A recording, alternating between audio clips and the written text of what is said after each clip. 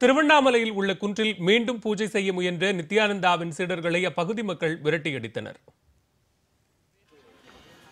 திருவண்ணாமலையில் உள்ள பவளக்குன்றில் 10 ஆண்டுகளுக்கு முன்னர் நித்யானந்தா அமர்ந்து தியானம் செய்ததாகவும் அந்த இடத்தில் ஆசிரமம் அமைத்து வழிபாடு நடத்த அவரது சீடர்கள் முயன்றனர். இதுகுறித்து தகவல் அறிந்த வருவாய்த்துறை அதிகாரிகளும் காவல்துறையினரும் அங்கு சென்று சீடர்களை விரட்டினர்.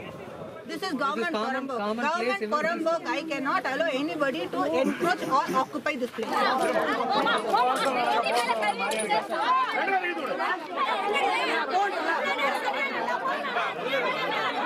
இந்நிலையில் சனிக்கிழமை காலையிலும் நித்யானந்தாவின் சீடர்கள் பவளக்குன்றில் ஏறி அங்குள்ள ஒரு பாறைக்குள் மஞ்சள் பூசி குங்குமம் வைத்து வழிபட ஆரம்பித்தனர்.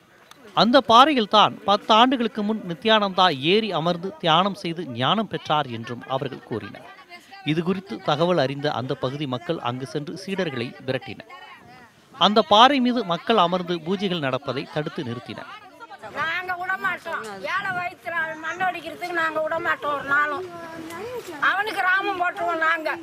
இனிமேல் பவளக்குன்றிற்கு வரக்கூடாது என்று அவர்கள் சீடர்களை எச்சரித்தனர்.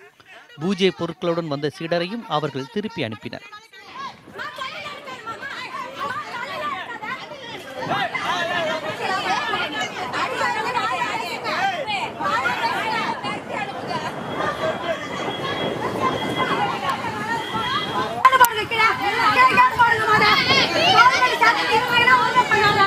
திருவண்ணாமலை பவளக்குன்றில் தொடர்ந்து ஆக்கிரமிக்க முயல்வதாக அப்பகுதி மக்கள் புகார் தெரிவித்துள்ளனர்.